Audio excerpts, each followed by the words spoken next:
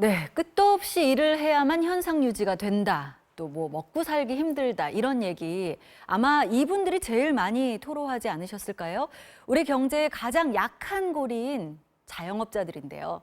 아무리 열심히 해도 문을 닫는 자영업자들이 올해에는 사상 최대인 100만 명을 넘어설 거라는 어두운 전망까지 나오고 있습니다. 금요일의 경제 오아시스, 오늘은 자영업의 현실을 속 깊이 들여다보겠습니다. 김방희 생활경제연구소장님 나오셨습니다. 어서 오세요. 네, 안녕하세요. 안녕하세요. 자영업 그러면은 보통 치킨집 사장님, 편의점 그렇죠. 주인, 그리고 뭐 커피 전문점주 뭐 이런 분들이 생각이 납니다. 자영업, 자영업자 이런 이야기를 참 많이 쓰는데 먼저 어떤 분들을 지칭하는지 정확히 먼저 정의해보고 넘어가죠. 그러니까 사전적으로는 네. 회사, 법인을 세우지 않고 스스로 영업하는 사람들, 그러니까 한마디로 개인 사업자를 뜻합니다. 네. 근데 이제 현실적으로 저는 좀 다르게 정의도 하는데요. 그동안은 이제 상가 임대차 보호법이라는 게 5년밖에 임대 기간을 보호해 주지 않았기 때문에 네. 5년 동안 장사를 해서 초기 투자 비용, 뭐 인테리어 비용, 권리금, 창업 비용 이런 것들을 다 뽑고도 약간 남겨야 되는 어려운 숙제를 안고 있는 그런 일이다 이렇게 정의할 수 있고요. 네. 우리 경제의 관점에서도 아주 독특한 분야입니다. 내수시장. 그중에서도 서비스업에 주로 종사하시고 다 그런 건 아니지만 도소매, 숙박, 음식 같은 쪽이 주로 자영업자가 포진하고 있는 분야고요. 네. 다른 이제 선진국에 비해서 훨씬 더 자영업자 수가 많고 최근에는 이 자영업자들이 대거 몰락하면서 굉장히 우리 경제를 힘들게 하고 있는 한마디로 자영업자 문제는 현재 우리 경제가 짊어져야 할 부담이자 풀어야 할 과제다 이렇게 말씀드릴 수 있겠습니다. 그렇군요. 예. 제가 아까 치킨집 사장님, 편의점주, 뭐 커피 전문점주 얘기했는데 틀린 말은 영 틀린 말은 아닌 아니죠. 것 같습니다. 맞습니다. 예. 먼저 좀 실태를 파악해 볼게요. 네네. 금방 말씀해 주신 대로 우리나라 자영업자 수가 많다. 보면은 OECD 평균보다 2배가 넘는 수준으로 나오고 있습니다. 네. 왜 이렇게 많나요? 이유는 크게 두 가지로 생각해 볼 수 있는데요. 네. 보통 통계마다 조금씩 다르긴 합니다만 570만 명 정도로 네. 꼽고 15살 이상으로 일할 수 있는, 일하고자 하는 사람들을 경제활동 인구라고 그러는데 네. 그 가운데 5명 중에 하나꼴입니다. 그러니까 말씀하신 것처럼 이 부자 나라 모임에서도 우리가 거의 제일 높은 편에 속하고요. 비율이. 네. 크게 보자면 경제 구조적인 문제가 하나 있을 수 있죠. 왜냐하면 우리 경제는 수출 대기업, 소수의 수출 대기업 네. 중심으로 압축 성장을 하는 과정에서 우리 국민들한테 필요한 일자리를 그쪽에서 다 제공해 주질 못했잖아요. 그렇죠. 그러니까 전체적으로 보자면 중소기업이 한 90% 되고 그 가운데서도 4인 이하의 자영업자가 한 80% 정도 된다는 게 최근에 통계청 네. 전국 사업체 조사 결과거든요. 네. 그러니까 4인 이하의 자영업자들이 그만큼 많은 겁니다. 80%라는 얘기니까. 그리고 두 번째는 이제 이 경기가 좀 나빠지면서 은퇴자들이 나올 때 이제 많이 자영업자들이 늘게 되는데 대표적인 네. 예가 그 외환위기입니다. 짐작하시겠습니다만 그 당시에 이 명예퇴직이라든가 그랬죠. 구조조정을 당한 구조조정하면서. 분들이 이제 거리로 나와서 창업을 하게 되는데 이분들이 대개 10년이 안 가서 많이 망해요. 네. 그 지금도 이 2007년이 창업 대비 폐업 비율이 제일 높았는데 네. 95%라 그러거든요. 그러니까 100개를 창업하면 네. 이제 그해 그 업체가 그런 건 아닙니다만 네, 누적적으로 네. 그해 95개 정도가 이제 문을 닫는 그런 이제 대부분 문을 닫는 상황이 벌어지는데 그 외환위기 때 한 분들이 2007년에 대부분 무너졌던 거고요. 네. 그 후에 이게 80%까지 떨어지기도 했다가 최근엔 계속해서 90% 선을 유지하고 있는데 그것도 이제 우리가 이미 짐작하고 있다시피 제조업 분야의 구조조정이 진행 중이잖아요. 뭐 해양, 조선, 자동차 분야에서 구조조정이 진행되면서 이분들이 네. 나와서 결국은 창업을 할 수밖에 없었다. 이런 게 문제인데 특히 그 창업 가운데서도 베이비 부머들, 그러니까 예. 1958년에서 71년까지 태어난 분들이 이제 창업을 많이 하고 있는데 수치로도 이건 확인이 됩니다.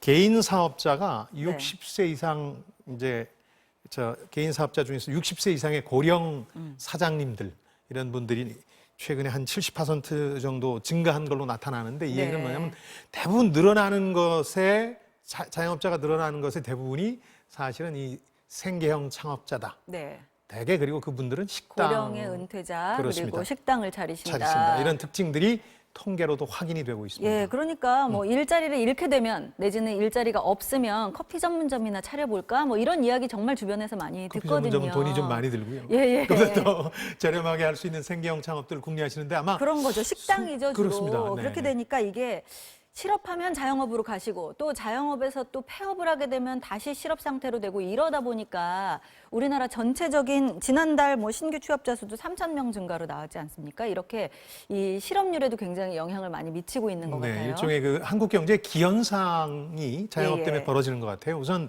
실업률 수치를 믿을 수 없게 됐어요. 네. 왜냐하면은 우리가 4%인데 그 저 8월 통계가 네, 네. 미국이 지금 3.94%인데 완전 고용 상태라고 경기 과열을 우려할 정도가 됐거든요. 미국은 괜찮다고 하는 4% 같은 숫자인데 그렇습니다. 우리는 큰일 났다 이렇게 하잖아요. 그렇죠. 예. 그 차이가 바로 자영업 특성 때문인데요. 네네. 그 국제노동기구 ILO 기준에 따르면 일주일에 1시간만 일을 해도 유급으로 일을 하면 실업자가 아닌 취업자로 분류가 되거든요. 네. 그러니까 우리 자영업자들은 특히 가족 자영업이 아, 많습니다. 전체 네. 자영업 가운데 70%가 가족 자영업으로 이제 보면 되는데, 그러니까 부모님이 하시는 슈퍼나 식당에 가서 잠깐 도와드리고 용돈 좀 받으면 네. 실업자가 아닌 그러게 취업된 실질적으로는 걸로. 실업자인데 예. 이런 부분이 많다 보니까 실업률 통계가 미국과 달리 믿을 수 없는 수치가 됐고요. 예. 말씀하신 것처럼 신규 일자리 부분에서 이 최근에 이상 비대한 자영업들이 어려워지면서 고용 쇼크로 나타나고 있죠. 예를 들어서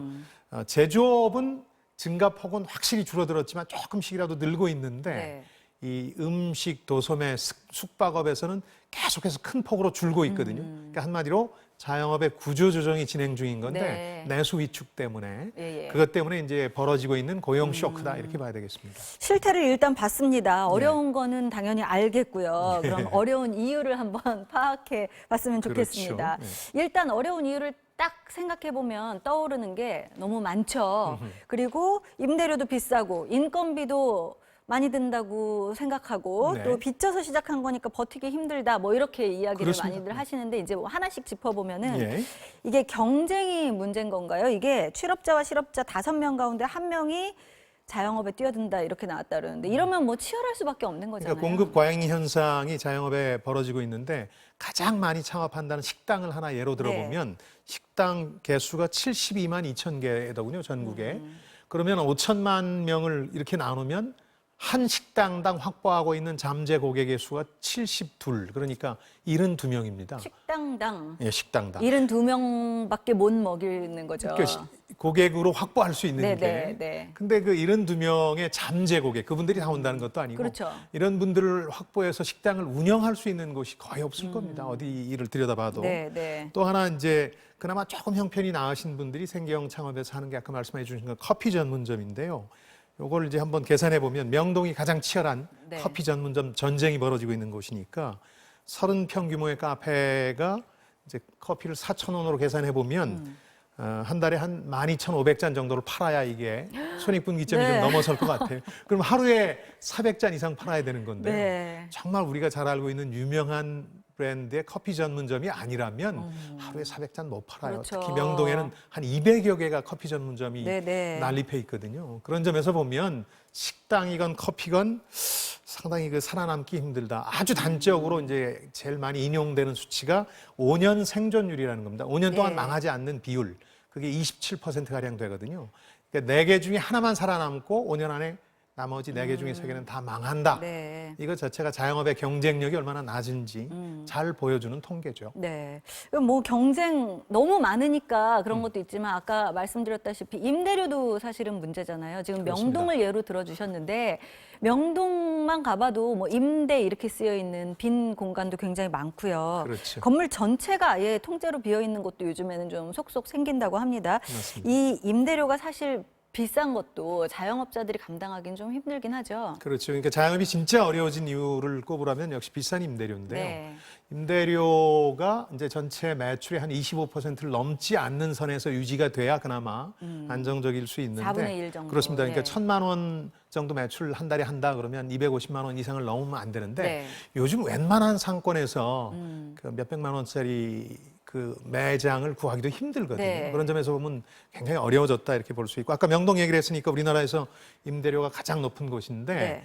그 임대료 상승의 악순환에 빠진 곳이다 이렇게 봐야 될 것 같아요. 무슨 얘기냐면 이제 일본과 중국 관광객들이 많이 오기 시작하면서 임대료가 뛰니까 네. 자영업자들은 거기에 남아 있을 수 없게 됐어요. 맞아요. 그래서 되게 이제 손해를 보더라도 홍보 목적의 대기업 플래그십 스토어라는 게 들어서는데 뭐 화장품이나 이런 거 많이 보셨을 거예요. 네. 이게 들어서는데 거기는 비싼 임대료를 지불하는데 뭐 메르스나 사스 영향으로 이 안 외국 오면. 관광객이 안 오면 기업들도 철수해 버리거든요. 네. 이렇게 되니까 건물주도 높아졌다고 좋아하다가 갑자기 낭패를 보는 상황이 벌어지는 거예요. 그래서 이 임대료 문제는 건물주의 횡포라는 관점에서만 보지 마시고 네. 공급 과잉과도 밀접하게 관련이 있는 건데요. 워낙 창업하려는 자영업자들이 많다 보니까 아무리 그 저 임대료가 뛰어도 그리고 나간다 그래도 네.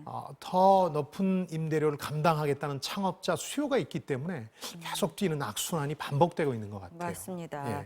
그래서 뭐 이런 과당 경쟁에서 간신히 살아남더라도 임대료 감당하지 못하면 가게 문을 닫을 수밖에 없는 건데요. 그래서 그렇죠. 뭐 조물주 위에 건물주라는 말도 나오고 뭐 젠트리피케이션 뭐 이런 이야기들도 나오고 뭐 이런 것 같습니다. 그렇습니다. 네. 근데 이게 추석 연휴 직전에 그러니까 지난 20일에 상가 임대차 보호법 개정안이 국회를 통과했죠. 그렇습니다. 좀 네. 자영업자들한테 좀 보호막이 될까요? 조금은 도움이 될 것 같아요. 그러니까 이제 20일에 상가 임대차 보호법 일부 개정안이 국회를 통과했는데 핵심은 이제 법적으로 보호받을 수 있는 임대차 계약 기간 이걸 계약갱신 청구권이라고 그러는데 이걸 네. 기존 5년에서 이제 10년으로 늘리는 겁니다. 네. 또 1월에는 임대료 인상 상한선을 9%에서 5%로 낮췄기 때문에 전반적으로 이제 도움이 될 텐데요.